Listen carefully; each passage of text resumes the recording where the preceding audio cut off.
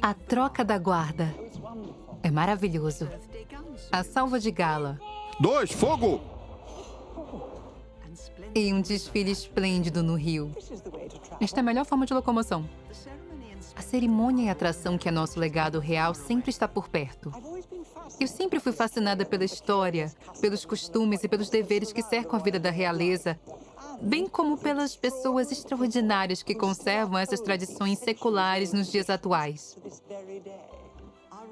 A história da nossa realeza veio evoluindo durante 1000 anos, e nos últimos 64, a nossa rainha esteve à frente desse processo. A rainha caminhou por aqui. Este lugar está repleto de cidadãos notórios de Gales. Para homenagear o aniversário de 90 anos da nossa monarca mais longeva, eu viajarei aos 4 cantos do reino e estarei nos bastidores das residências reais oficiais de Sua Majestade. Veja, ela chegou. É um mundo com o qual estou familiarizada. Durante um ano, eu fui a xerife maior do condado de Surrey. Aqui estamos. Este é meu nome. Eu visitarei detentores de títulos reais. Ai, ótimo te ver. Bem-vinda a Inverary. Para me encontrar com pessoas a serviço de Sua Majestade. Ela gosta de harpa? Ela ama a harpa. E conhecer rituais reais. Nossa, você precisa treinar muito? O fôlego tem que estar em dia. É claro que você precisa. Nesta terceira etapa da minha jornada, eu vou à Irlanda do Norte, onde visitarei o castelo de Hillsborough, a residência oficial de Sua Majestade. Deve ser a Sala do Trono. E vou participar da celebração de uma ocasião muito especial. Fogo! Eu sempre me assusto.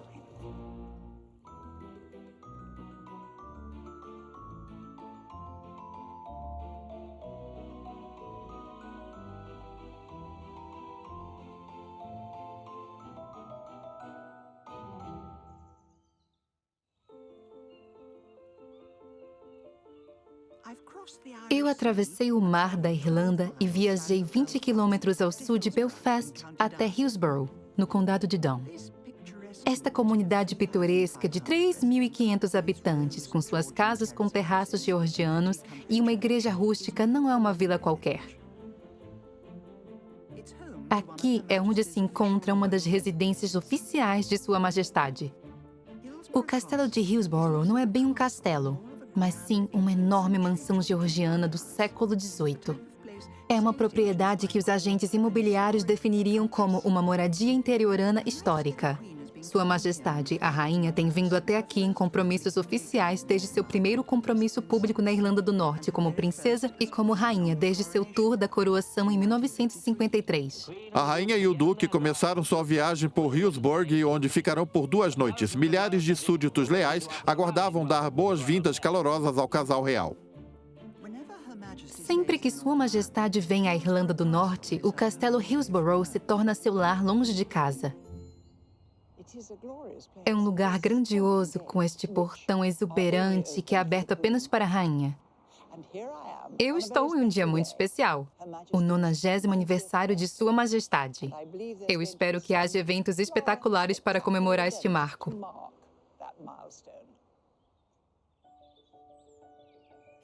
O castelo de Hillsborough é bem mais quisto pela rainha do que as pessoas imaginam.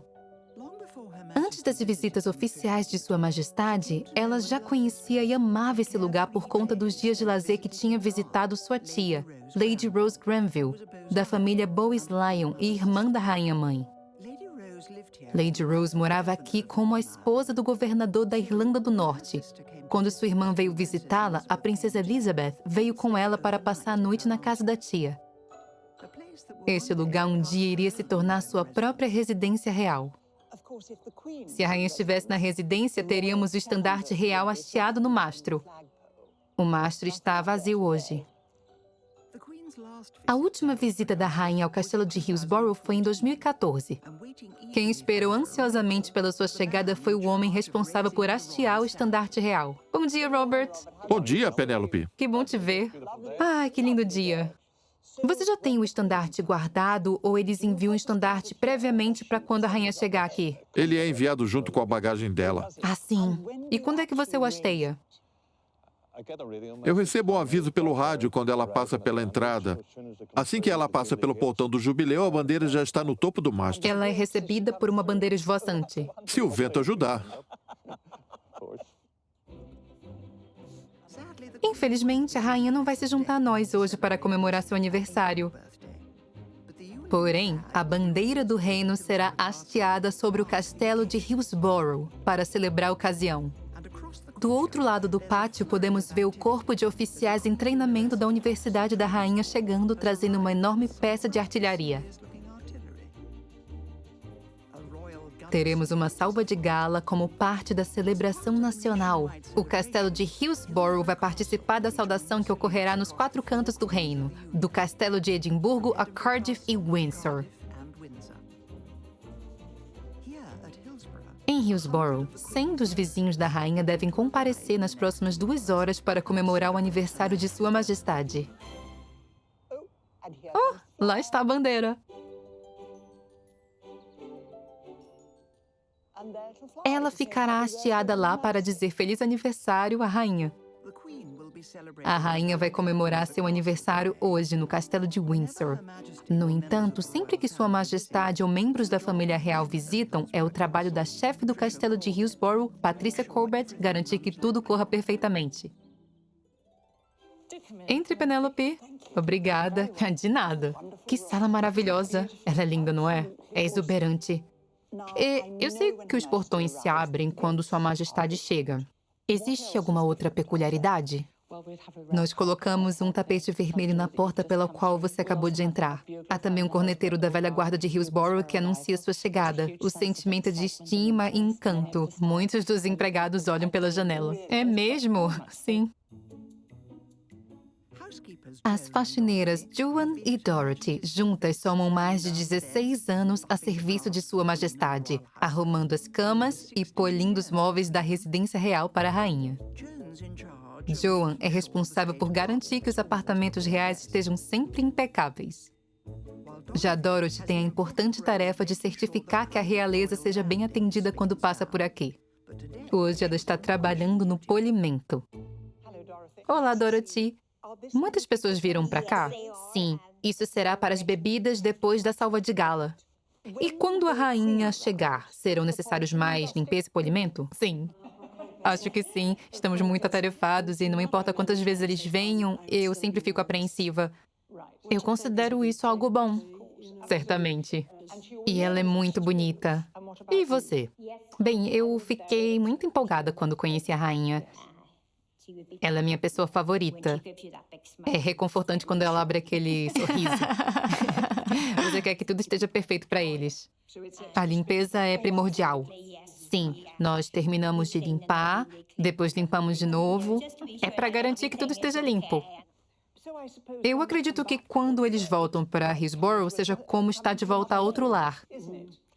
É sim. A maior parte deles nos conhece. Charles e Camila já estiveram aqui inúmeras vezes, não é? Ele também gosta de ver rostos familiares. A sua casa também é limpa assim? Não é tão perfeita assim. Não da forma quando a rainha chega. Com certeza não.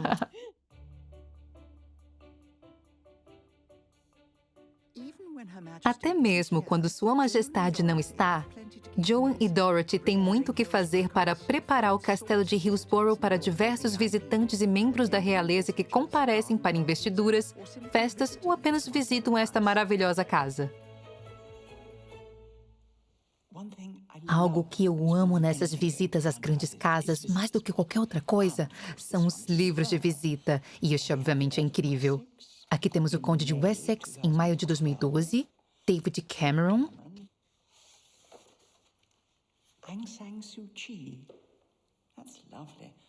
Aung San Suu Kyi, em 2013, o Príncipe de Gales e a Duquesa de Cornualha, 2 assinaturas lindas que combinam muito bem.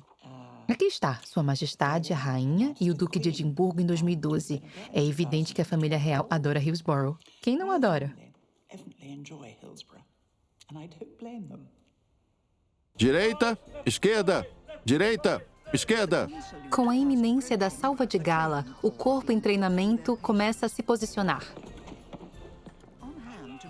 No comando, para garantir que tudo corra bem, está o Tenente-Coronel Brian Johnston. Que lindo dia! É um belo dia no castelo de Hillsborough. Existem diferentes tipos de salva, não é? Uma salva de gala tradicionalmente tem 21 disparos. Qual é a história da salva de tiros?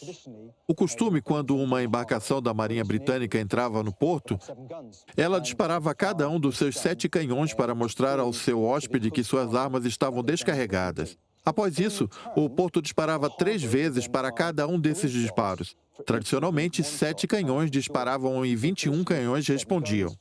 Esse era o costume quando a embarcação da Marinha entrava em um porto. Então foi assim que surgiu.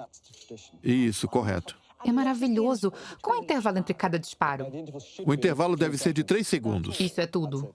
Sim, há um militar com um cronômetro que comanda os disparos de maneira disciplinada, garantindo que os disparos ocorram no momento certo. Perto do horário marcado para a salva, os vizinhos de Sua Majestade em Hillsborough estão sendo recepcionados no castelo em grande estilo. No terraço sul, os convidados se reúnem para o evento principal bem a tempo. Todos estão checando os relógios. Precisa ser na hora certa.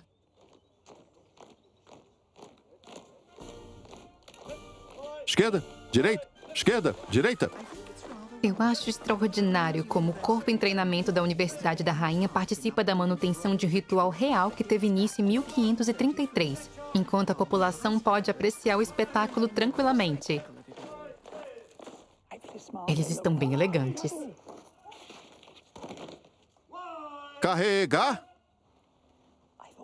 Eu odeio explosões. 1, fogo! 1, fogo. 2, fogo.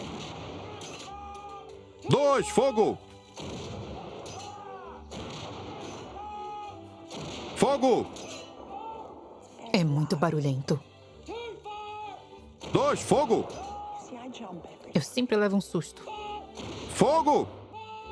Fogo. Descarregar! Pronto, foram 21.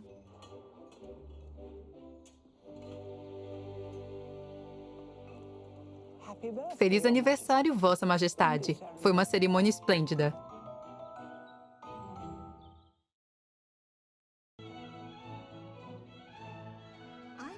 Eu estou na Irlanda do Norte, seguindo os passos de Sua Majestade. Para a jovem rainha, sua primeira oportunidade de conquistar o coração e a admiração do povo desta província veio no Tour da Coroação. Uma viagem de 3 dias que a levou de Belfast a Londonderry. Graças às câmeras dos noticiários, a nação estava de olho em todos os seus movimentos. Esta foi a primeira cidade em que a população teve a honra de recebê-la oficialmente. Em 1º de julho de 1953, Sua Majestade, a Rainha e o Duque de Edimburgo vieram a Lisburn no Tour da Coroação. O carro passou por aquela esquina e aqui havia uma rua. Havia pessoas por todo lado e em todas as janelas. Enormes multidões. Minha nossa, quantas pessoas. A imprensa daquela época, obviamente, era toda em preto e branco, assim como estas fotos. Porém, houve um morador local que tinha uma câmera que filmava em cores.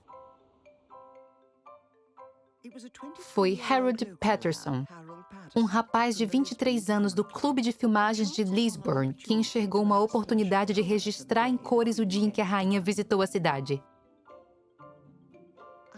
Eu conheci a viúva de Harold, Meta, e a filha deles, Hazel, para ouvir essa inacreditável história de como ele se tornou cinegrafista de Sua Majestade por iniciativa própria. Ele era muito bonito, ele era. Senhora Patterson, o seu marido sempre foi interessado por fotografia? Esse era um dos hobbies dele. Ele fazia isso por conta própria. Algo muito especial acontecia quando víamos esta câmera. Ele era um motivo de orgulho, sim. Ele tirava fotos suas, Hazel? Sim, nós temos fotografias maravilhosas da minha infância. Eram sempre ocasiões especiais. A primeira transmissão a cores na TV do Reino Unido ocorreu apenas em 1967. É por isso que as imagens da rainha em cores nesse momento do seu reinado tornam a gravação de Harold tão memorável. Lá está ela. As cores dos vestidos dela são lindas. O chapéu dela é lindo. É incrível quão perto ele conseguiu chegar. Sim, foi bem próximo. Ele parecia estar bem no fim do caminho. Parece que ele estava perto da traseira do carro. É, correto. Como ele conseguiu chegar tão perto?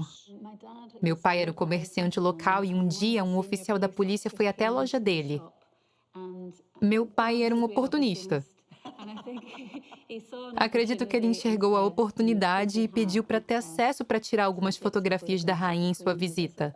O fato de ele ter conseguido, isso é impressionante. Maravilhoso. Por favor, promova facilidades para o Sr. Harold Patterson, que deseja filmar e fotografar a visita real. Bastou que ele apresentasse isso para chegar lá. E ele entrou. Eu adoro a parte onde está escrito em um limite razoável. Em um limite razoável. Eu me pergunto o que ele estava pensando. Eu imagino que ele quebrou alguns desses limites. As gravações mostram que ele estava muito próximo.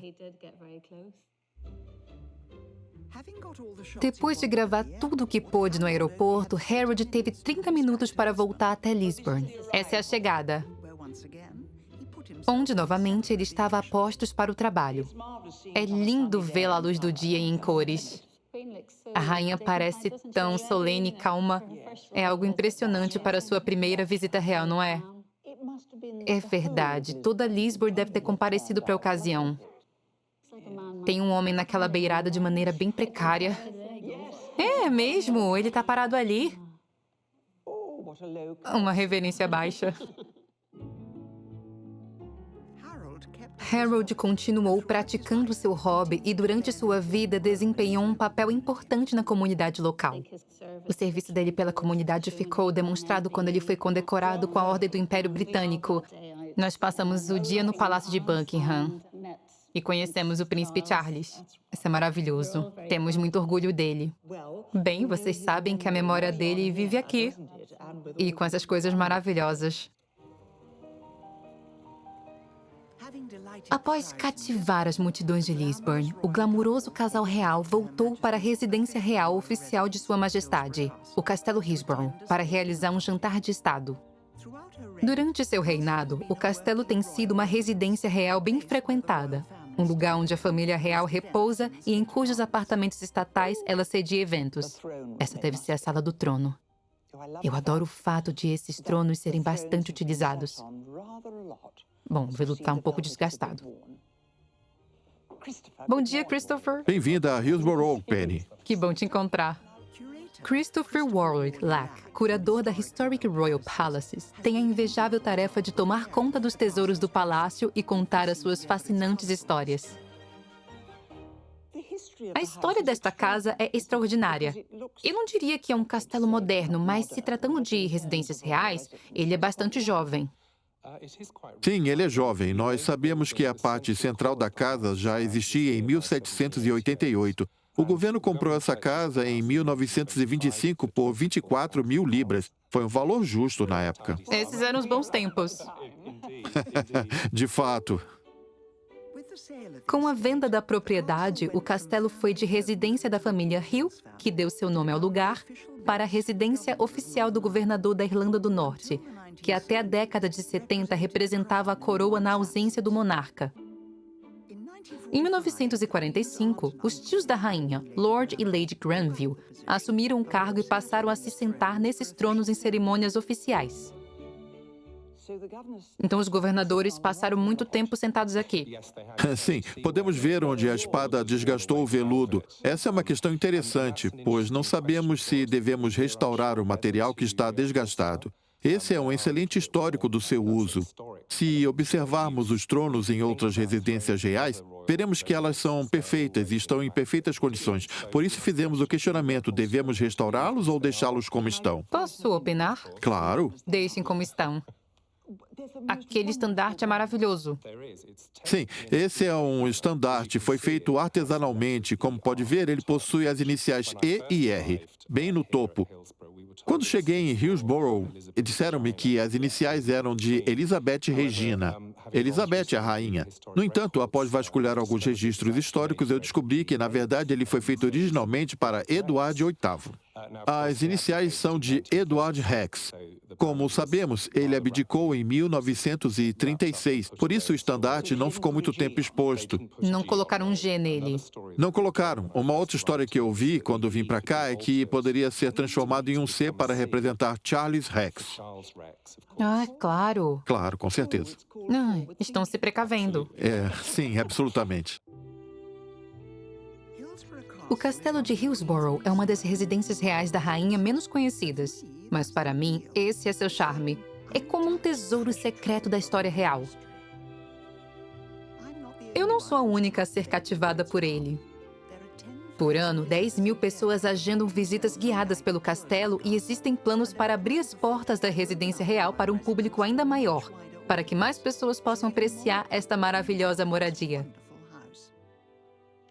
E esta sala? É a sala de estar estatal. A sala de estar. Ah, linda! Quando Sua Alteza Real, o Príncipe de Gales e a Duquesa de Cornualha estiveram aqui pela última vez, eles realizaram um concerto na Sala do Trono e depois trouxeram os convidados para cá. Essa é a sala onde os membros da realeza passavam a maior parte do seu tempo. Acabamos de passar por um retrato maravilhoso da rainha. Eu vou te mostrar. Ele foi pintado por Lydia de Burgh, a tia de Chris de Burgh. É mesmo? 1955. Ela era uma mulher bem jovem. Sim, ele tem um estilo bem característico da década de 50. Sim, é um vestido bem moderno. É verdade. Bem anos 50. Ela era bem jovem. Ela tá linda. Sim, bem jovem. Ai, lindo. Essa sala parece bem intimista. E eu amei as fotos em família. Aqui temos até uma foto de Edward VIII usando calças esportivas durante uma de suas inúmeras visitas ao castelo para jogar golfe. Agora estamos no escritório de Lady Grey. Você deve ter percebido que estamos realizando um desvelo tradicional, onde temos uma progressão de salas. Adorei essa palavra. Desvelar. Nós desvelamos a sala. Ela é mesmo requintada. Sim, nós desvelamos de fato. O castelo de Hillsborough é uma residência real em todos os aspectos. Faz apenas 2 anos desde que a Historic Royal Palaces assumiu a administração do castelo. Porém, nesse período, Christopher fez grandes descobertas que revelaram mais sobre os primeiros anos em que a rainha esteve aqui. Isso ainda não foi visto pelo público, porém eu pude ver uma prévia. Aqui está a pequena joia que eu encontrei. Isso me deixou animado. Eu o encontrei dentro de uma estante em um dos escritórios há alguns anos. Ninguém sabia o que era isso de fato. Dentro dele nós temos todos os menus, convites e cartões de todos os eventos que aconteceram aqui no castelo desde 1925. Eu adorei. Para quem estuda a história dos alimentos, isso é muito interessante. Esta é da época da guerra, 1941. Sim, absolutamente. Havia racionamento, por isso os jantares eram bem modestos. Eles tinham potage bonne femme, que é uma sopa, e boeuf à la mode, que seria qualquer carne que conseguissem comprar na época incrementada ao máximo. E pêssego e também soufflé. É magnífico. Eu poderia ler isso por horas. Eu passo diversas horas lendo isso. Eu aposto que sim. No entanto, o registro mais importante deste livro de colagens é o de uma das noites mais especiais já celebradas aqui. Eu vou folhear até 1953, quando ocorreu a primeira visita oficial de Sua Majestade. Aqui está. A visita de Sua Majestade, a Rainha e Sua Alteza Real, o Duque de Edimburgo. Ai, adorável. Eles foram à Irlanda do Norte em julho de 1953. Temos aqui o menu. Consomme julienne, certamente seu prato favorito. Filé de sole Veronique, roast beef, aspargos e merengue. Uma boa sobremesa e com morangos. Traje de gala.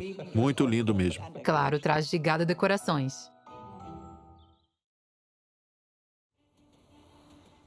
Minha jornada pela Irlanda do Norte me levou ao nordeste do país, para o condado de Antrim. Estou em busca de uma casa que representa algo especial para a história real, datando da época do tour da coroação da rainha. No último dia do tour, Sua Majestade se aventurou pela região de trem. Graças a esta sociedade, com esta sigla que significa a Sociedade de Preservação das Ferrovias da Irlanda, algumas dessas linhas podem voltar a funcionar. O vagão real que faz parte dessa jornada histórica permaneceu guardado por 50 anos. Foi necessária uma certa averiguação para encontrá-lo. Porém, acredito que ele esteja neste depósito em meio a outros incríveis vagões antigos de uma época em que viajar de trem costumava ser uma ocasião requintada. Eu costumava ir ao internato em um trem como este. Dava para abrir estas janelas, porém a fumaça da locomotiva costumava entrar. E, claro, as portas de correr das cabines. Algumas cabines diziam somente mulheres. Também temos aqui os maravilhosos bagageiros. Os carregadores eram quem guardavam as malas ali. Você podia dar gorjeta a eles, talvez uns 100 pence se você tivesse bastante dinheiro. O que eu mais quero ver é o próximo vagão. Ele transportou Sua Majestade, a Rainha, no Tour da Coroação. Construído em 1911, ele foi resgatado do ferro velho em parte graças ao curador Carlos Free. Bem-vinda. Boa tarde. Estou revivendo algumas memórias. O vagão era bem parecido com este, não era? Sim, era quase idêntico. As paredes e o teto eram iguais. E as janelas? As mesmas janelas. Mas parecem maiores. A ideia era ter um vagão no qual o casal real poderia ser facilmente visto pelo lado de fora. E havia muitas pessoas? Sim, muitas pessoas. Há fotos de pessoas acenando em várias zonas rurais. Os assentos não eram comuns, eram como sofás. Não. Haviam sofás. Sofás de 2 e 3 lugares, mesas com vasos de flores e refrescos, entre outras coisas. A estrutura principal é de mogno e a maior parte do acabamento é feito de nogueira. É bem bonito. Sim, a maioria dos detalhes, como esse topo, foram feitos à mão. O papel de parede que está no teto é texturizado. Sendo branco, acredito que ele refletia bastante luz, para que pudessem ver melhor a rainha. Estou falando como uma atriz que entende do assunto. O trem real levou a rainha em uma viagem a 5 cidades, atravessando 143 quilômetros em menos de 4 horas, levando-a até Londonderry. A segunda parada deles foi a pequena cidade de Ballymoney. Quando o trem entrou em Ballymoney, a celebração das crianças podia ser ouvida a quilômetros de distância. Alex Blair ainda era criança quando Sua Majestade passou pela cidade. Foi um grande dia para Ballymoney. Todos estavam lá. A população inteira da cidade. Acredito que sim. Quantas pessoas haviam? Havia cerca de 20 mil. Dá para ver a multidão. Aqui estavam as crianças enquanto ela passou pela passarela. Nós estávamos espremidos, feito sardinhas. Porém, nós estávamos na frente. Algumas pessoas da multidão estavam no fundo, contra a parede. Foi algo perigoso. As autoridades de hoje ficariam furiosas. Porém, naquela época, elas não se preocupavam muito com isso. Não, porque era segurança para quem tinha acabado de sair da guerra. Exatamente. Eu me lembro da chegada do trem e da rainha quando ela subiu no palanque. O barulho era ensurdecedor. Não é difícil imaginar. Acredito que ela havia sido surpreendida. Ela parecia muito apreensiva. Foi um choque vê-la com uma aparência comum. Ela não usava as cores que usa hoje, aquelas cores brilhantes. Ela usava um casaco acinzentado e um chapéu escuro. Apesar da grandiosidade de toda a cerimônia, ali existia uma pessoa comum como qualquer um de nós. Quanto tempo ela ficou em Ballymoney? 10 minutos. Uau! Durou apenas isso. O que mais aconteceu em Ballymoney desde 1953? Pouca coisa, ela nunca voltou. Eu não acredito que Ballymoney deva abandonar as esperanças tão cedo. O trem real pode ter se aposentado, porém a rainha segue ativa. No ano passado, ela compareceu a 340 compromissos oficiais. E com o passar dos anos, as visitas de Sua Majestade à Irlanda do Norte apresentaram a ela as grandes mudanças na província. Faz 70 anos desde que a rainha visitou o rio Lagan, em Belfast, pela primeira vez. Desde então, ela tem visto a região crescer e florescer. Sua Majestade lançou sua primeira embarcação aqui, em 1946, quando ainda era uma princesa. Esses enormes guindastes, um deles é aquele com HW, de Harland and Wolff, nos recordam da era de ouro da indústria naval de Belfast. Um lema da época era, feito para durar bastante em Belfast. A empresa Harland Wolff, em Belfast, foi durante um tempo a maior construtora de navios do mundo. Em 1912, o Titanic foi construído aqui, em Laggan. A rainha visitou as docas diversas vezes durante seu reinado. Uma das viagens mais recentes de Sua Majestade, em 2003, foi para acompanhar a restauração da área. Derek! Bem-vinda. Obrigada. Seja bem-vinda. Essa foi uma viagem que Derek Booker, comandante do barco de passeio Mona, lembra-se com clareza. Como você ficou sabendo que a rainha estaria a bordo do seu barco? É uma ótima história. 6 meses antes, nos disseram que um dignatário estaria a bordo. Eu achei que seria Tony Blair ou outra pessoa. Na noite anterior, ficamos sabendo que seria a rainha. Eram 10 da noite.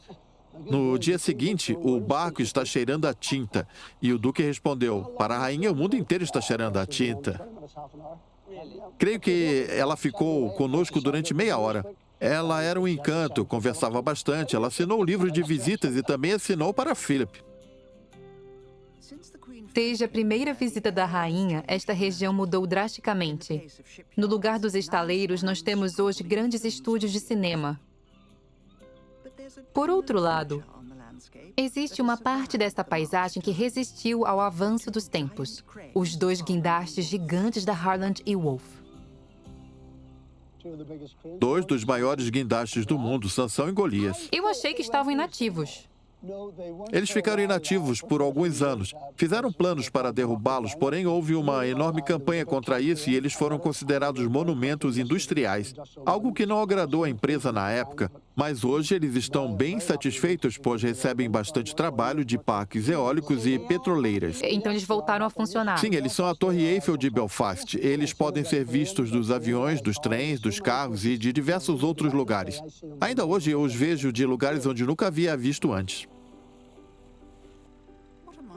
Navegar pelo rio Laggan com o capitão Derek foi uma maneira maravilhosa de passar a tarde. Mas agora eu vou 20 quilômetros ao sul de Belfast, de volta para a residência oficial de Sua Majestade, na Irlanda do Norte, o Castelo de Hillsborough. Um lar que impactou tanto sua vida privada quanto sua vida pública. Desde os 19 anos, ela vinha para cá visitar sua tia Rose, que era conhecida publicamente como Lady Granville. Elizabeth e sua tia eram bem próximas quando, em 1946, a princesa realizou seu primeiro compromisso público sozinha aqui, com o apoio de sua querida tia. De casaco e chapéu verdes, a princesa caminha pela plataforma de lançamento sob os olhares de 50 mil pessoas. Acompanhando Sua Alteza Real estão o Lorde Almirante Cunningham, a Lady e o Conde Granville. Após a visita da princesa, Lady Rose escreveu uma carta para sua irmã, descrevendo como a jovem princesa Elizabeth havia cativado o público. Eu vi uma espécie de mudança neles e os vi pensando que havia nela algo além da juventude e charme. E o mais belo foi que parecia que eles estavam comemorando dentro deles mesmo o fato de ela representá-los. Eu suponho que, de certa forma, isso é verdade. Você deve estar muito orgulhosa dela, querida. Eu estaria.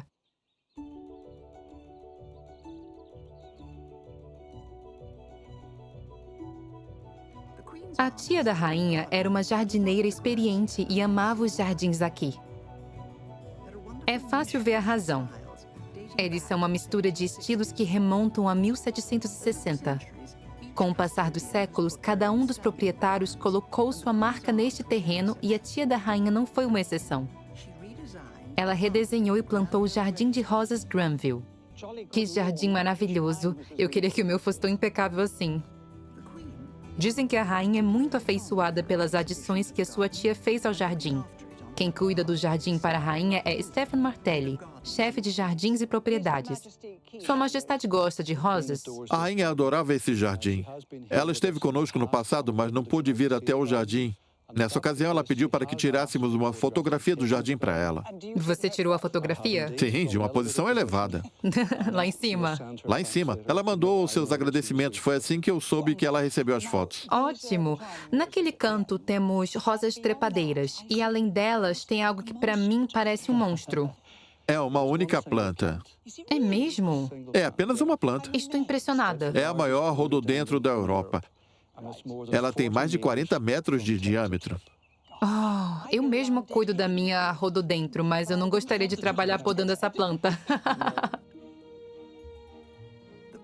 A rainha comemora muitas de suas visitas aqui com a adição de uma nova planta. E esta foi a primeira que ela plantou durante o tour de sua coroação. Ela tem 60 anos. Uma magnólia de 63 anos. Sim, uma magnólia. Aquilo ali atrás é uma pá. Sim, é uma pá cerimonial. Ela é usada pelos nossos convidados reais. Claro. Certo. O primeiro nome aqui é Sua Majestade, a Rainha. E aí temos a Princesa Real, a Duquesa de Gloucester, e aqui está Sua Majestade, Rainha Elizabeth, a Rainha-Mãe de 1958. Que adorável. Infelizmente, ainda não chegamos na estação do ano onde veríamos esta magnólia florescer. Entretanto, seu vizinho próximo está exuberante. Esta aqui foi plantada por Sua Majestade, a Rainha, em 11 de junho de 1993. É uma magnólia Campbelli Darjeeling. Como é bonita! Ela floresceu por completo. Ela é sempre uma grande atração nessa época do ano. Ai, só de vê-la eu já fico com vontade de tomar uma xícara de chá.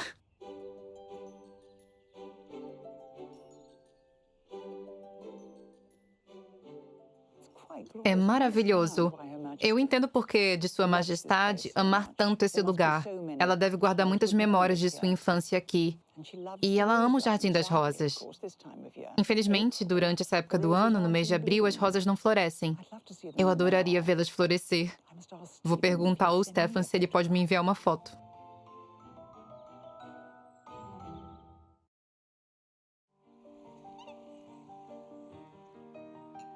Meu tour real pela Irlanda do Norte me levou ao condado de Fermanagh, a oeste da província.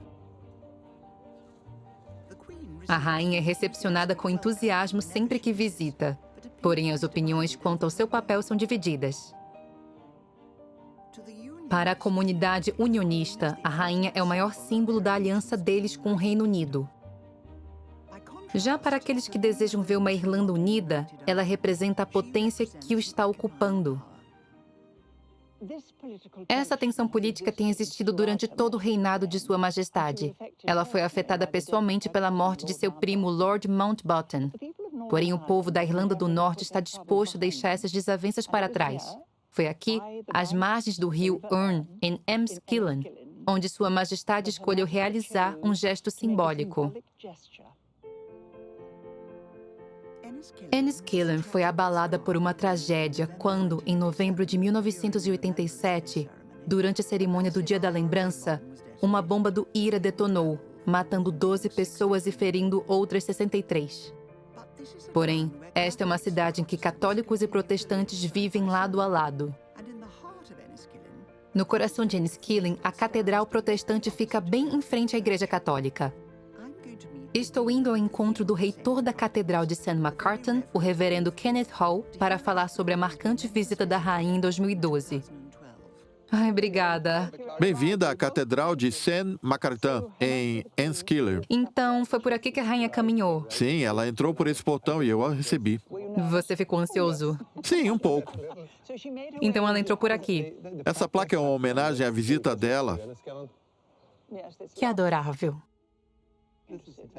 Sim, foi por esse corredor que eu andei com a Sua Majestade, exatamente como estamos andando agora. Ela desviou da grade por conta do salto. Como você ficou sabendo que ela viria aqui? O escritório da Diocese recebeu uma ligação dizendo que alguém queria me conhecer. Eu encontrei um rapaz que disse que algumas pessoas viriam visitar Enniskillen e que eles gostariam de ver a catedral.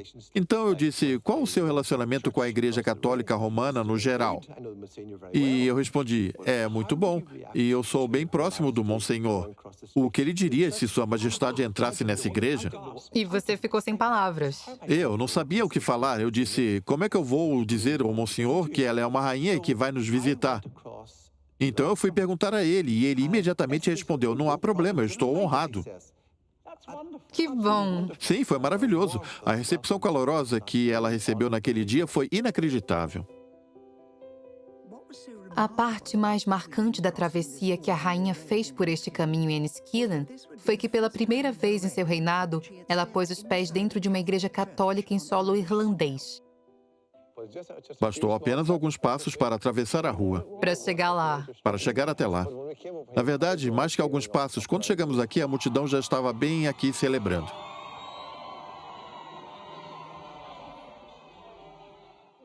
Monsenhor, que bom te conhecer. Que bom te conhecer, Penny. Por favor, entre. Obrigada.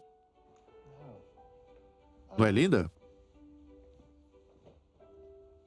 É linda. É simplesmente linda. Qual você acha que foi a primeira impressão que Sua Majestade teve? Eles estavam contentes, estava estampada no rosto deles. Mesmo. Eles estavam fascinados. Assim que entramos, eu apresentei Sua Majestade ao cardeal e ele a parabenizou pela vitória na corrida de cavalos. Ele sabia como conquistar Sua Majestade. Com certeza. Quando a rainha visitou a Irlanda do Norte, ela cumprimentou Martin McGuinness. Uma pessoa me disse à época que aquele aperto de mão era pelo seu passado. Por outro lado, quando eu cumprimentei a rainha, aquele era um aperto de mão pelo futuro. Para mim, isso foi genial. Brilhante.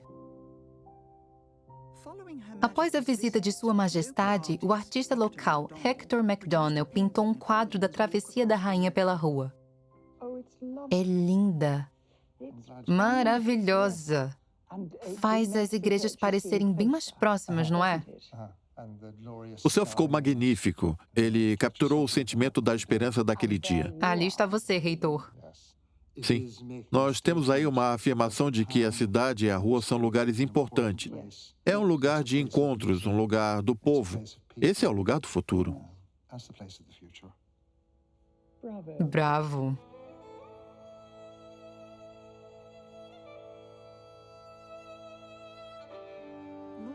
A história da Irlanda do Norte é complexa e possui rupturas.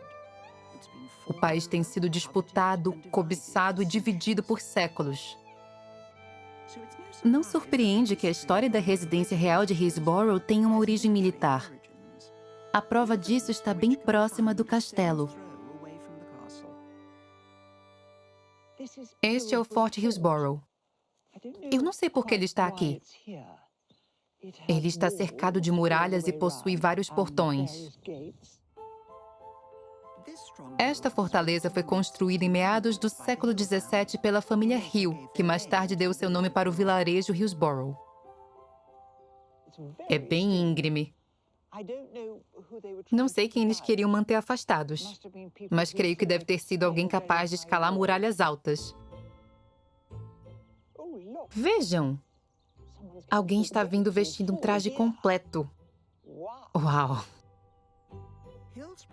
O Forte Hillsborough recebeu sua carta régia em 1660 de Charles II. Ele vai tocar corneta.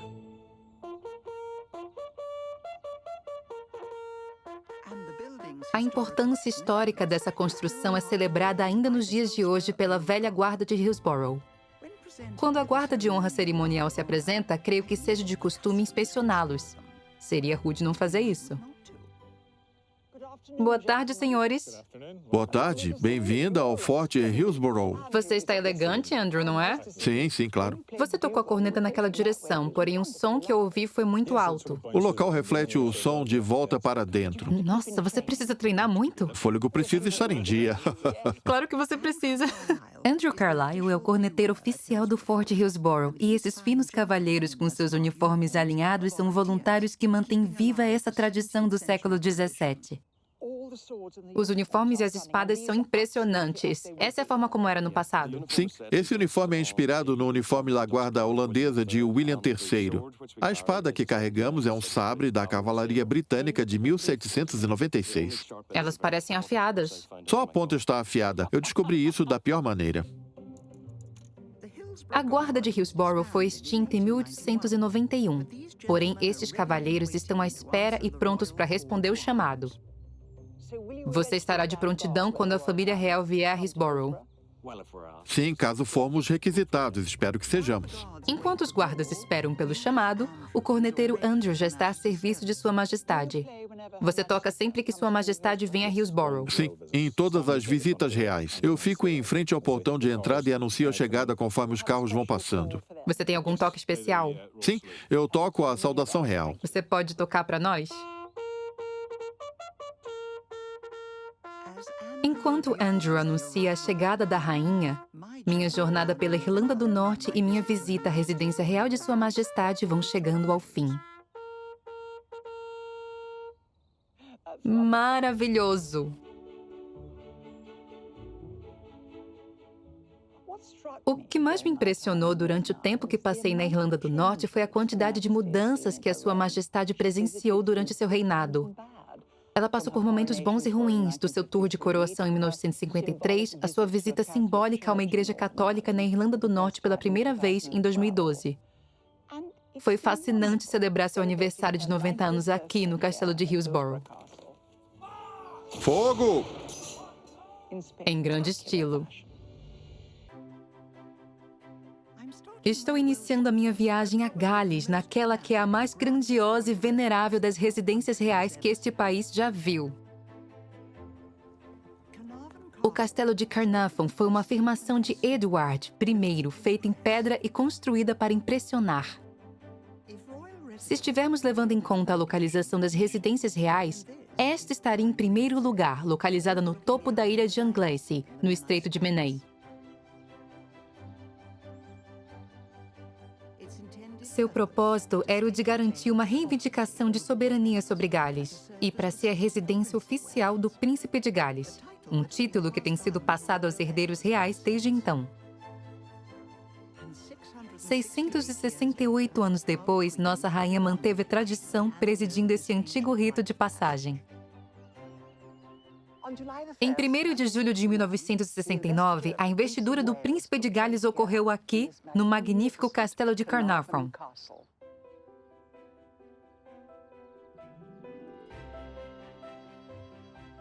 No seu auge, o Castelo de Carnarvon foi um centro importante para o reino e suas muralhas rodeavam uma cidade inteira.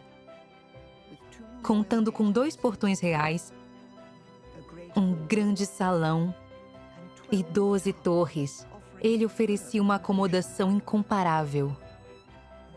Era um castelo real digno do primogênito e herdeiro de Edward. Lá está ele, Edward II, o primeiro filho do rei inglês a possuir o título de Príncipe de Gales.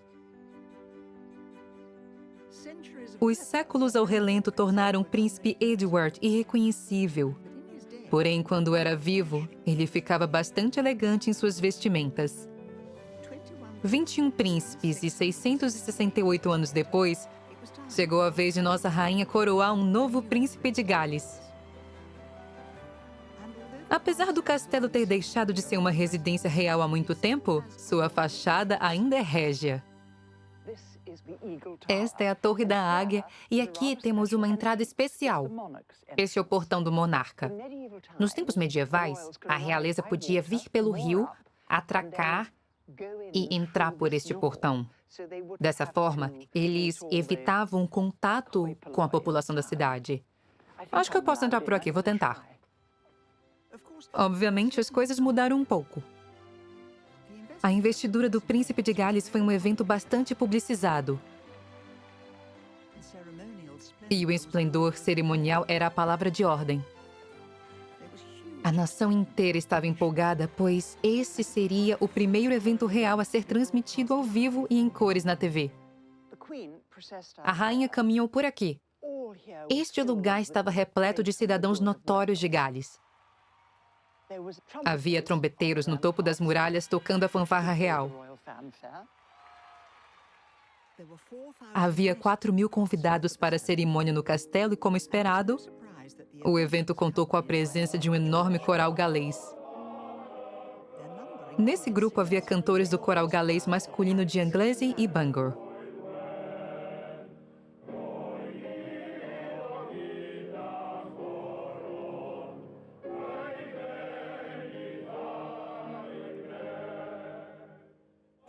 É bom saber que o coral ainda está ativo nos dias de hoje. E eles foram bondosos o bastante para voltar até aqui e cantar um dos hinos da investidura. Deus abençoe o príncipe de Gales, tanto em galês quanto em inglês.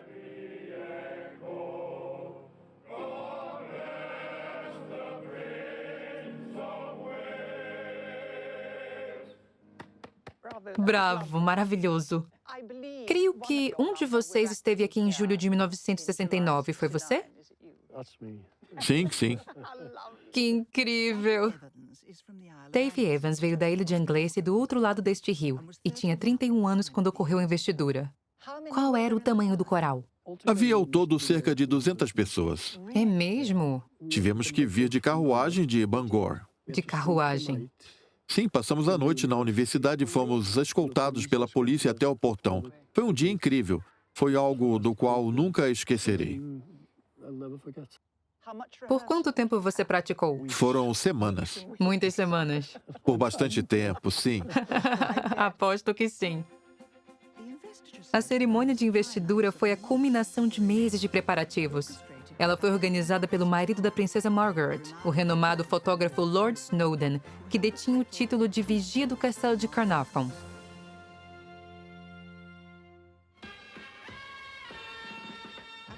Enquanto isso, a febre da investidura tomava conta da nação. Artistas, artesãos e designers de todo o Reino Unido trabalharam duro para garantir que esse dia seja inesquecível. Todo tipo de ornamento estava disponível, incluindo copos, cadeiras, almofadas cerimoniais e até mesmo cortinas e lençóis.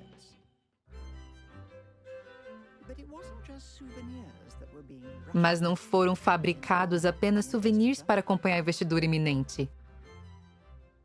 Vou entrar nessa sala pequena que não é acessível em um passeio comum. O Lord Snowdon utilizou-a durante a preparação da investidura. Ele a chamava de minha bagunça. Aqui dentro temos alguém que desempenhou um papel importante, porém de pouca notoriedade no evento.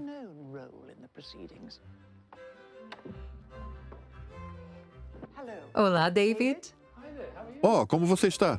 Durante os anos 60, David Mason era um jovem metalúrgico que trabalhava com técnicas experimentais envolvendo ouro. Ele recebeu um pedido para produzir a nova coroa para a investidura em um curto prazo. A coroa verdadeira é feita de ouro maciço. É ouro 24 quilates. Um rapaz foi fazer a marcação escrita feito na Inglaterra e antes que eu pudesse impedi-lo, ele bateu o marcador na parte interna da coroa e a coroa se despedaçou no chão. Isso aconteceu em junho e faltavam 3 semanas para a investidura e não havia coroa. David tinha uma tarefa difícil em mãos. Ele não apenas precisava fabricar uma nova coroa, como também precisava fazer o item mais difícil, a esfera que fica no topo da peça. Eu não sabia como fazer essa esfera de ouro totalmente íntegra, sem emendas e nem rachaduras. Isso me deixou perplexo. Foi um sábado e, enquanto eu assistia a TV, que eu vi uma partida de tênis de mesa. De repente, eu voltei a minha atenção para a bolinha. Depois disso, nós pegamos uma bolinha de ping-pong e a colocamos em uma solução de ouro. Durante 4 dias, ela acabou indo parar no topo da coroa. Oh, essa esfera é, na verdade, uma bolinha de ping-pong, porém uma feita de ouro. Sim, dentro dela há uma bolinha de ping-pong. Tudo foi feito tão às pressas que, quando a rainha colocou a coroa na cabeça do príncipe e a soltou, ele segurou a coroa imediatamente, pois não estava conseguindo posicioná-la corretamente, visto que ela não servia. Eu estava com medo de que a coroa acabasse caindo.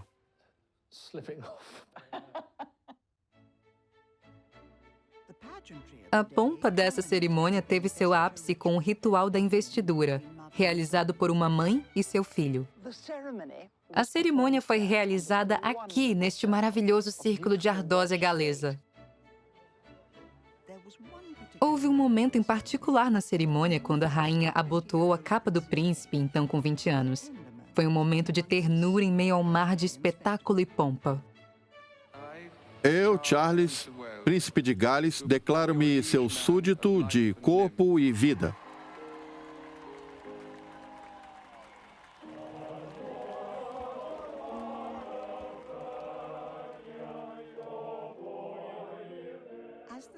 Com a cerimônia atingindo seu clímax, ao redor do globo, impressionantes 500 milhões de pessoas estavam em frente às suas televisões, acompanhando esse evento histórico em Gales.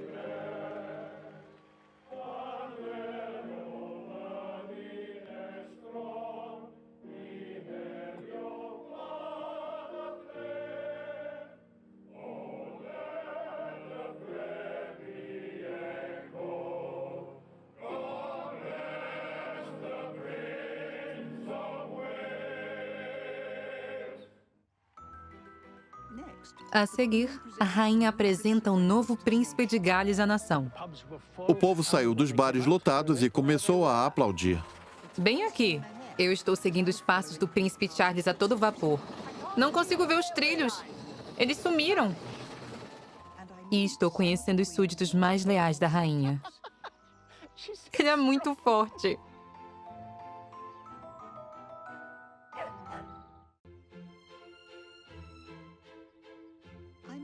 Estou em Gales, visitando alguns dos lugares e pessoas que estão a serviço de Sua Majestade. Eu comecei a minha jornada em Carnarvon, um castelo que mora no coração da rainha.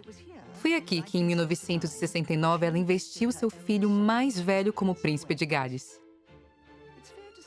É justo dizer que grande parte dos príncipes anteriores, uma mistura de ingleses, escoceses e alemães, não demonstraram interesse por Gales. Porém, Charles, como preparação para sua cerimônia, passou por um curso intensivo sobre Gales na Universidade de Aberystwyth. O príncipe está passando por um curso de 9 semanas sobre a língua e história galesa na universidade. Enquanto eu estiver na universidade, o príncipe Charles ficará no dormitório Penticellen. Seu vizinho de quarto é o nacionalista galês. Em tom de brincadeira, o príncipe disse: "Espero que ele não fique chutando a parede." O final da década de 60 foi um período turbulento para a monarquia em Gales. O nacionalismo galês estava crescendo e era essencial que o príncipe Charles conquistasse o apreço da população galesa. O jornalista político Glyn Mathias lembrou no dia em que a rainha apresentou o novo príncipe de Gales às multidões. Nós nos encontramos na mesma sacada onde isso aconteceu. Aqui foi onde Sua Majestade apresentou o novo príncipe de Gales para o público, correto? Sim, e a população aqui em Carnarvon estava empolgada. A cidade inteira estava comemorando, a população estava se aglomerando no caminho da procissão. O povo saiu dos bares lotados e começou a aplaudir.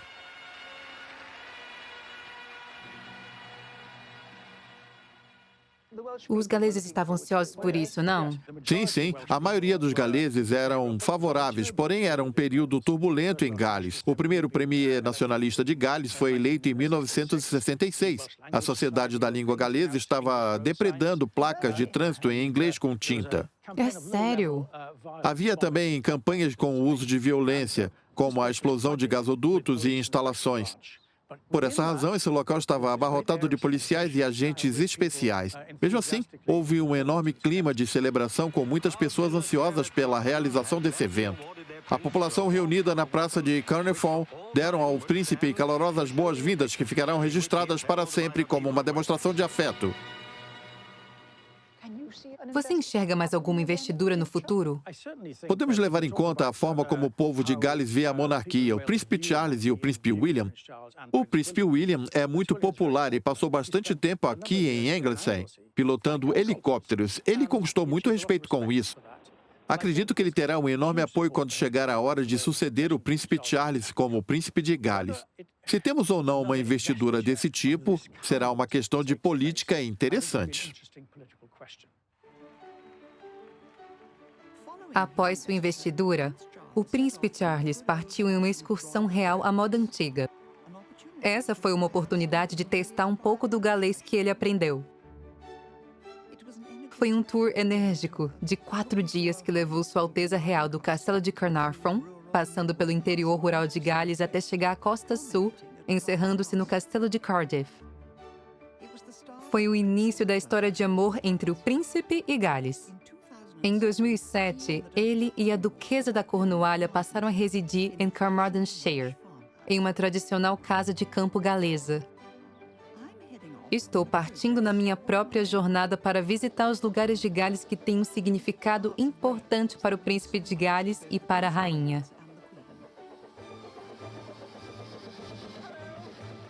Olá! Obrigada. Que fofo. Estou entrando a bordo da ferrovia das Highlands de Gales e Festinion e Snowdon. Tchau! Esta estrada de ferro do século XIX trabalha como uma linha histórica, transportando mais de 250 mil passageiros todos os anos. Todos eles tão animados quanto eu em voltar ao tempo nas locomotivas a vapor. A locomotiva deste trem se chama Prince. Construída para esta ferrovia em 1863. Ela foi nomeada em homenagem ao príncipe de Gales, o filho mais velho da rainha Victoria, o futuro rei Edward VII. E assim como eu, ele deve ter considerado essa a melhor forma de apreciar Snowdon. Quando este trecho da ferrovia foi reaberto em 2003, o condutor do trem foi nada mais, nada menos que Sua Alteza Real, o Príncipe Charles. Se ele pode, o que me impediria de tentar? É muito duro. Tony Williams foi o condutor que esteve ao lado do Príncipe Charles em 2003. Começamos assim. Basta segurar aqui e eu estarei pilotando o trem. Esse barulho encantador me faz lembrar da minha infância. O cheiro de óleo no vapor pode ser bem viciante. É por isso que eu estou aqui. Depois de sentir esse cheiro, você nunca mais vai querer sair daqui. Estamos em uma curva. É preciso ir mais devagar? Não, a velocidade está boa. Tem certeza? Sim. Se eu pareço apreensiva, é porque estou. Não é tão fácil quanto parece. Não consigo ver os trilhos. Eles sumiram. O condutor Tony confia tanto na minha habilidade que deu uma pausa. Quanta coragem. Eu ainda estou nos trilhos. Você poderia dirigir no meu lugar amanhã para eu tirar um dia de folga.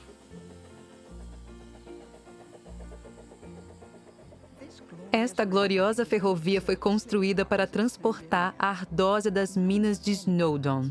Várias espécies de mineração têm sido importantes para a indústria de Gales. Não temos apenas o carvão ao sul. Nas montanhas ao norte existe uma longa tradição de mineração de cobre, chumbo, prata e ouro.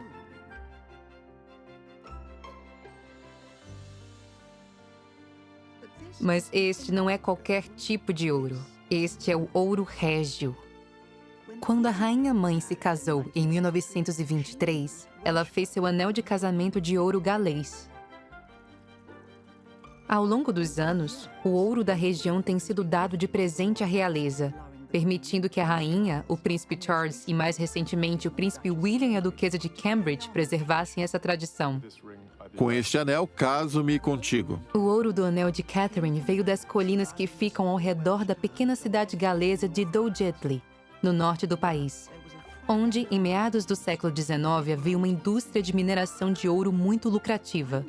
Eu estou indo ao encontro de um dos últimos empregados que trabalhou nas minas de ouro de Gales, Ray Roberts. Que lindo dia! É verdade. Onde estamos exatamente? Nós estamos logo embaixo da mina de ouro de Wingerlen, no centro da zona de mineração de Gales. Quando foi que a mineração acabou? Cerca de 18 anos atrás, quando a última mina fechou. E ainda se encontrava ouro nela? Sim, eles não pararam porque o ouro acabou. Foi porque estava ficando caro alcançar esse ouro. No auge da corrida do ouro, havia centenas de mineiros trabalhando nas montanhas. Esta é a entrada da mina. Esta é a mina Gwynedd, um local que produziu ouro até 1998. É muito úmido e o teto não para de gotejar. Qual é o comprimento desses túneis? Eles passaram pela montanha inteira. Se eles precisassem descer, eles faziam um poço e começavam a cavar um novo túnel a partir dele ou cavavam outro poço. A montanha tem vários quilômetros de túneis.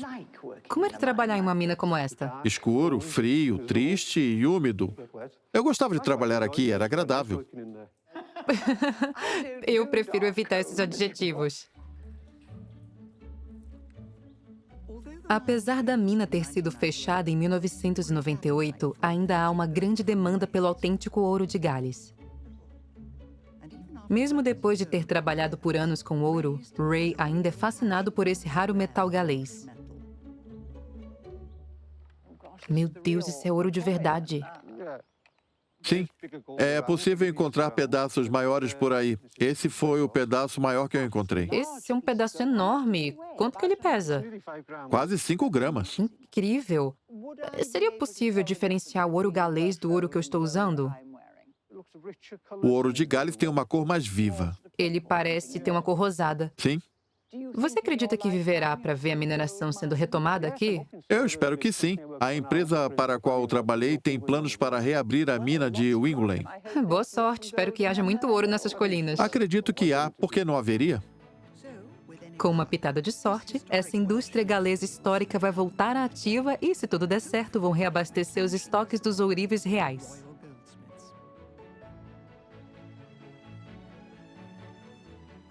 Eu estou deixando as montanhas de Snowdon para trás e indo para o sul, assim como o Príncipe Charles fez no seu tour da investidura.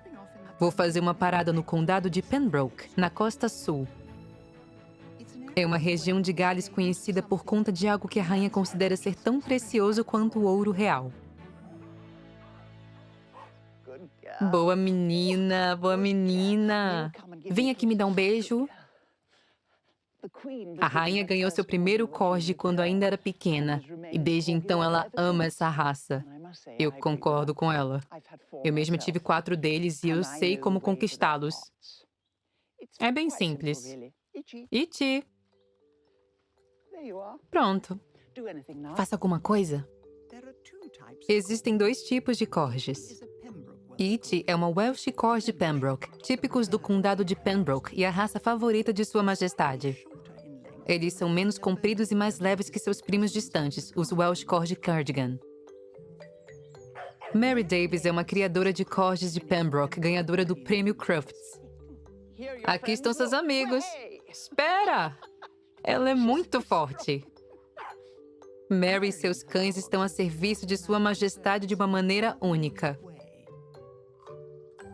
Há quanto tempo você cria corgis? 35 anos. É mesmo. E alguns dos seus cães já foi para o palácio? Em 1993, a rainha usou um dos meus cães para reprodução. Quantos filhotes ele produziu? 4. Você ficou com algum? Eu tenho um chamado Quiz. Eu achei que você ia falar Queen. Corgis são ótimas mascotes, mas é bom lembrar que até pouco tempo atrás era comum ver estes pequenos cães trabalhando nas fazendas e nos campos do oeste galês, onde eles são criados especificamente para pastorear o gado. Dá para imaginá-los guiando os rebanhos, não é? É verdade. Eles estão nos pastoreando agora. A rainha sempre foi leal a esta raça. Do que você acha que ela gosta neles? Eles se adaptam muito bem. Ela precisa que eles fiquem no Palácio de Buckingham, em Windsor e em Sandringham. Eles são leais aos donos, por isso não se importam com o local onde vão. A rainha já teve um total de 30 corgis durante sua vida e inventou seu próprio cruzamento entre um corgi e um dachshund, uma raça híbrida conhecida como Dorji. Daphne Slark esteve com Sua Majestade em diversas ocasiões na sua função de administradora do canil do reprodutor de corgis da rainha. Você costumava levar filhotes à rainha para que ela escolhesse um ou 2? Sim, quando ela queria um filhote, nós costumávamos levar alguns até Windsor para mostrar a ela. Em uma ocasião, ela estava indecisa entre 2 filhotes e ficou com os 2. O príncipe Charles e a princesa Anne estavam lá e ela disse a eles: "Não contem para seu pai que eu arranjei 2 filhotes novos." E quando os cães da rainha tiveram filhotes, eles me ligaram e perguntaram se eu gostaria de ficar com um deles. Ela fez isso, que adorável. Era um cachorro muito bonito. Qual era o nome dele? James. O nome dele em Windsor era Jet. Quando a rainha veio para cá, em 1982, eu escrevi uma carta perguntando se ela gostaria de vê-lo e ela respondeu que sim. Ela disse que a rainha ficará feliz de se encontrar com você em Cambria House, à 1 da tarde, na quinta-feira, 8 de abril. Aqui está você. Ela ficou contente ao vê-lo de novo? Aposto que sim. Ah, ela ficou sim. Ai, que bela foto. Ele se comportou? Bastante. Graças a Deus. Ele sabia que Sua Majestade estava perto. Creio que sim. O que ela prefere neles? Beleza ou personalidade? A preferência é pela personalidade e docilidade. Eles são animais bem afetuosos. Sim, eles são. As pessoas acreditam que eles não são dóceis, que gostam de morder os pés. Só quando querem. Eu me lembro de quando tive meu primeiro corgi. Eu disse ao encanador: arranjamos um cachorro novo. Ele disse: eu amo cachorros. Eu odeio apenas uma raça. Qual seria? Eu disse, e ele respondeu: corgis.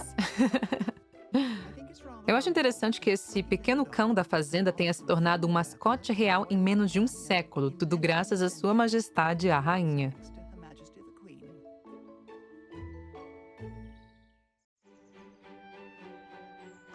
Estou em Gales, conhecendo pessoas e visitando lugares que são muito relevantes para a rainha e para Sua Alteza Real, o Príncipe Charles. Minha jornada me trouxe até a costa do condado de Pembroke, onde o jovem príncipe de Gales de 20 anos desembarcou do iate Britannia em 1969 no tour da sua investidura.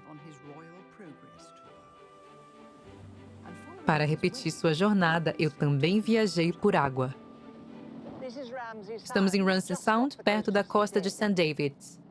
O dia aqui no mar está extraordinário. No entanto, ouvi de fontes confiáveis que este é um dos trechos mais perigosos da costa de Gales. Ainda bem que temos um barco salva-vidas por perto. Como moradores de uma ilha, nossa prioridade sempre foi a segurança no mar. O rei George IV foi o primeiro patrono do Instituto Real Nacional de Barcos Salva-Vidas em 1824. A rainha ocupa esse cargo desde 1952, sendo esse um dos primeiros patronatos de seu reino. A serviço de Sua Majestade, chefiando a equipe de St. David's, temos o timoneiro Dan Jones. Sua Majestade é a patronês da RNLI. Ela já esteve em St. David's? Creio que ela esteve na catedral em 1955. Um dos timoneiros que me antecederam comandou um grande resgate durante uma tempestade onde um navio petroleiro se partiu ao meio. Eles resgataram 35 pessoas da popa do navio. Sim. Minha nossa.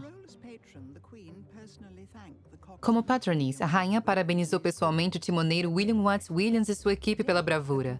Atualmente, o apoio constante dela a esta instituição atrai fundos para projetos como a estação de barcos de St. David's, que custou 9,5 milhões de libras e está em construção.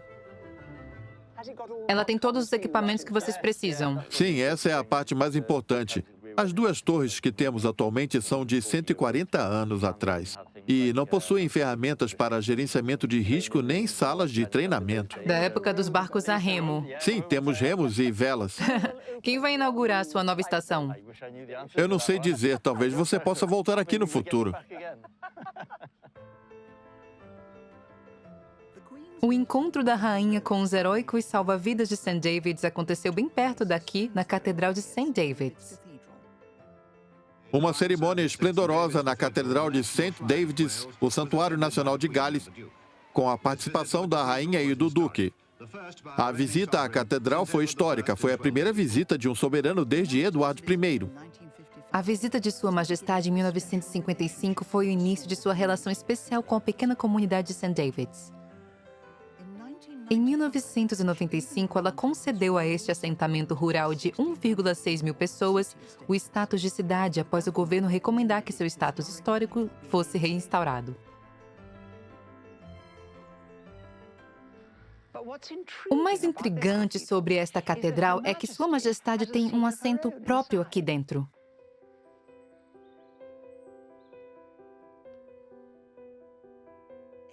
Toda catedral possui um capítulo, que é um conselho que supervisiona suas atividades.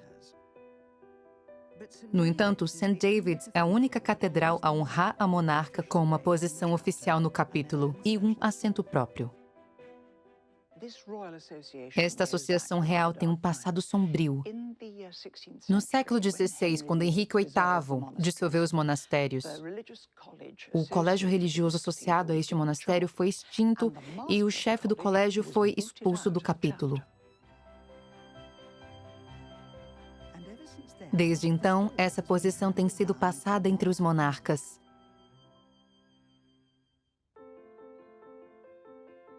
St. David's também foi uma das anfitriãs do tour da investidura do Príncipe Charles. Ele certamente deve ter visitado o assento de sua mãe. Indo mais a leste, sua próxima parada foram os vales de mineração no sul de Gales, uma região que passou por muitos momentos bons e ruins. O tio-avô do Príncipe Charles e o último príncipe de Gales, o rei Edward VIII, vieram até aqui durante a crise de 1936 para oferecer apoio à comunidade de mineradores. A parte mais tocante da sua visita foi em Dulles, onde tudo estava negligenciado e deserto. O rei disse: algo será feito. No início da década de 50, a indústria estava novamente ativa, mas ainda enfrentava problemas. Durante o reino da rainha, a região sul de Gales passou por grandes mudanças. Quando ela subiu ao trono, esta paisagem estava repleta de usinas de aço e carvão. Há 50 anos, em 1966, a rainha veio até aqui visitar uma cidade de mineradores de carvão próxima a Merthyr Tydfil. O nome da cidade era Aberfan. A morte não é algo distante das comunidades mineradoras de Gales. Porém, um desastre como esse vai além de qualquer limite da experiência e do aceitável. Em 21 de outubro de 1966, uma montanha de detritos de mineração que ficava no topo da colina acima da cidade desmoronou, provocando um deslizamento catastrófico. 5 minutos depois, a escola primária foi soterrada. 116 crianças e 28 adultos morreram no desastre que ainda é lembrado por aqui. Ela era chamada Pantglas. Sim, Pantglas. Esse era o nome da escola. Era a escola Pantglas.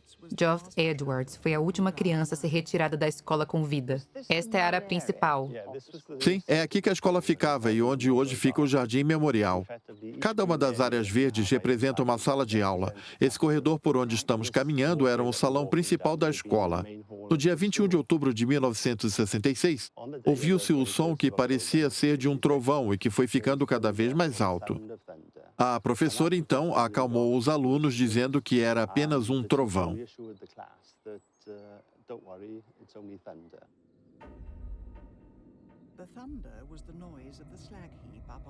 O trovão era o som do deslizamento da montanha que estava indo na direção do vilarejo.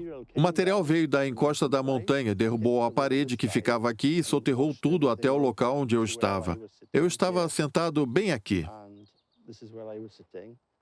Suponho que tenha sido o prédio que... Foram o prédio e os detritos. O teto desabou e eu fiquei soterrado nessa avalanche de materiais. A única razão pela qual eu sobrevivi enquanto os outros alunos morreram foi eu estar em um bolsão de ar onde eu pude respirar. Das 34 pessoas da sala, somente 4 sobreviveram. 8 dias após o desastre, Sua Majestade e o Duque de Edimburgo vieram a Aberfan para prestar suas homenagens e conhecer alguns dos pais. Ela foi ao cemitério e ficou visivelmente abalada. Nas conversas que tive com os pais dos alunos, eles disseram que sentiam que ela não veio aqui como uma rainha, mas sim como uma mãe. A solidariedade que ela expressou a esses pais foi como a de uma mãe que havia acabado de perder o seu filho. Entendo. Há mais pessoas vivas que se lembram de 1966? Sim, muitas delas ainda vivem nas mesmas casas. Esse ano é o 50º aniversário do desastre. Algumas pessoas ainda esperam que seus filhos voltem para casa, mesmo depois de 50 anos. Desde 1966, a rainha fez outras 3 visitas a esta pequena comunidade. A visita mais recente e marcante foi a de 2012, quando ela veio inaugurar oficialmente a nova escola primária de Aberfan, cumprindo uma promessa que ela fez a um dos pais após a tragédia.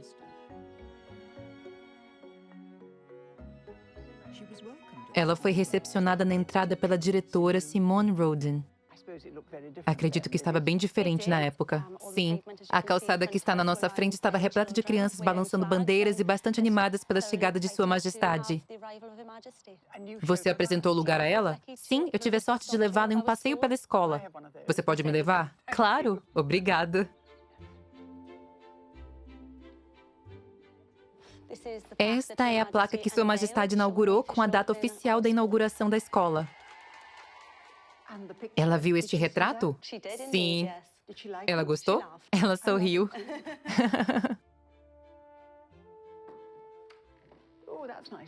Ai, é bem iluminado. É lindo, não é? É adorável. As crianças de hoje sabem alguma coisa sobre o desastre que aconteceu? O desastre é debatido na escola, é parte da nossa história, faz parte da nossa assembleia, visto que estamos próximos do seu aniversário. A visita da rainha, no entanto, foi sobre a inauguração dessa escola e foi um motivo de celebração. O desastre de Aberfan será sempre lembrado, porém esse dia foi sobre olhar para o futuro e aceitar o que está por vir. Bravo, maravilhoso. Depois disso, ela saiu por ali. Sim, o helicóptero estava esperando por ela. Oh, acho que o meu ainda não chegou. Vai chegar a qualquer momento.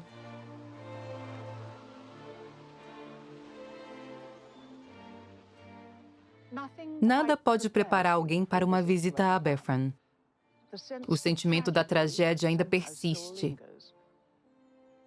Uma visita da rainha não pode mudar isso, porém, vendo essa escola, eu percebi que a presença dela atrai a atenção e o apoio de toda a nação. Talvez esse seja um dos papéis mais importantes dela.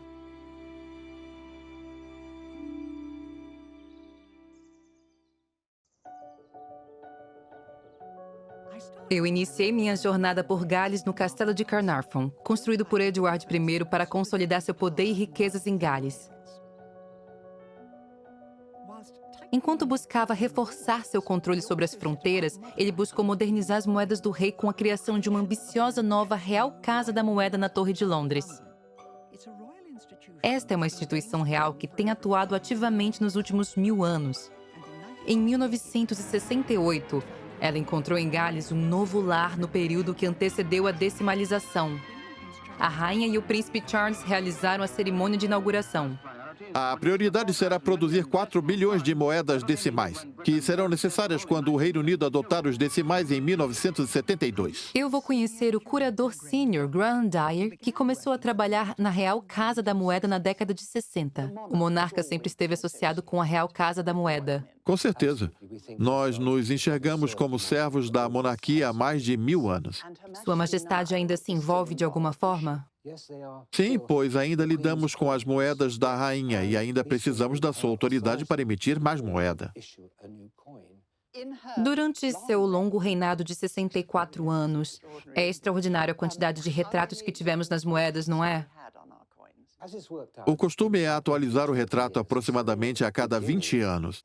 O primeiro retrato de Mary Gillett, no ano de coroação, foi de 1953. Ela era tão jovem naquela época. Jovem e linda. Ela transmite um sentimento de uma nova era elisabetana. E de esperança. Quem tem a minha idade se lembra. Eu lembro. Esse foi o busto seguinte e ele foi feito levando em conta a decimalização, para diferenciar as moedas decimais das moedas antigas. Entendi.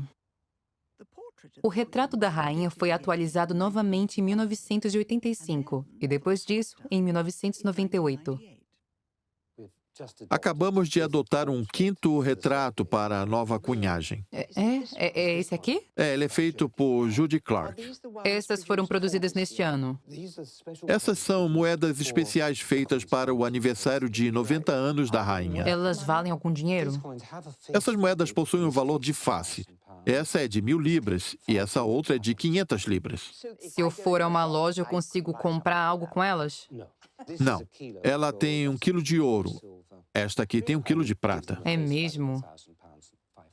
Nós damos o valor de face de 1000 libras e 500 libras para elas para que sejam consideradas moedas, mas tem um valor de coleção muito maior. Então, quando eu receber uma moeda de 1000 libras, eu não vou gastá-la, vou guardá-la. A próxima parada é o Departamento de Design da Real Casa da Moeda para conhecer a entalhadora de moedas Carrie Davis. Carrie, como a moeda começa? Para as moedas do Reino Unido, nós fazemos uma reunião de design e depois uma competição anônima. Até para o retrato de Sua Majestade. Para a rainha era necessário entregar um modelo. É diferente de qualquer outra competição que nós realizamos. Assim que um design é aprovado, um molde grande de gesso é criado para que os entalhadores acrescentem os detalhes. A melhor forma de ilustrar esse processo é mostrando para você a Jemima Patapocinha. Eu a adoro. Tudo se inicia com um disco liso. Nós transferimos o projeto para a superfície e entalhamos o que chamamos de negativo. Para tirar o molde, nós aplicamos o agente antiaderente para que possamos separar as metades quando a massa líquida endurecer. A parte mais interessante é que ela está usando uma capa e é possível ver as penas por baixo. Vocês são incríveis. Eu vou poder gastar a Jemima Patapocinha? Sim, ela vai estar na moeda de 50 centavos. Jemima Patapocinha, Pedro Coelho e seus amigos serão cunhados em breve em um conjunto de moedas de 50 centavos para comemorar os 150 anos do nascimento de Beatrix Potter. Mas a Real Casa da Moeda não apenas projeta as moedas, ela também produz o dinheiro. O chefe da equipe, Jamie Bennett, vai me levar até a sala de produção, um dos lugares mais barulhentos de Gales. O que são elas? Essas são moedas de 1 libra que vão entrar em circulação no próximo ano. A Real Casa da Moeda atualmente está produzindo impressionantes 1,4 bilhão dessas novas moedas de 1 libra. Cada uma delas com um novo retrato da rainha em seu 90º aniversário. Elas foram projetadas especialmente para impedir falsificações, e sua característica mais notável é que ela possui 12 lados, assim como a antiga moeda de 3 pences. Nós verificamos cada um dos lados do verso e depois do inverso. Não temos rachaduras, a qualidade é boa. Quer pegar uma? Sim. Pode colocar as mãos. Veja só. Elas nem parecem dinheiro. Para nós é apenas metal. Você não pode enxergá-las como dinheiro, caso contrário, seus olhos vão virar cifrões. Com os 2 bilhões de moedas britânicas sendo cunhadas todos os anos em Gales, os trocados que vão parar no seu bolso carregam séculos de uma antiga tradição real que não vai sumir tão cedo. Que lugar extraordinário. A criação de projetos e a fabricação do dinheiro. Eu estou feliz por ter visitado a Real Casa da Moeda. A última parada do tour da investidura do Príncipe Charles em Gales em 1969 foi Cardiff, onde ele presenciou uma vasta quantidade de atrações e eventos musicais. Ocorreram demonstrações de esportes e atividades recreativas que foram apreciadas pelos jovens. Parece que o Príncipe Charles também as apreciou. Eu cheguei ao fim da minha jornada pelo país.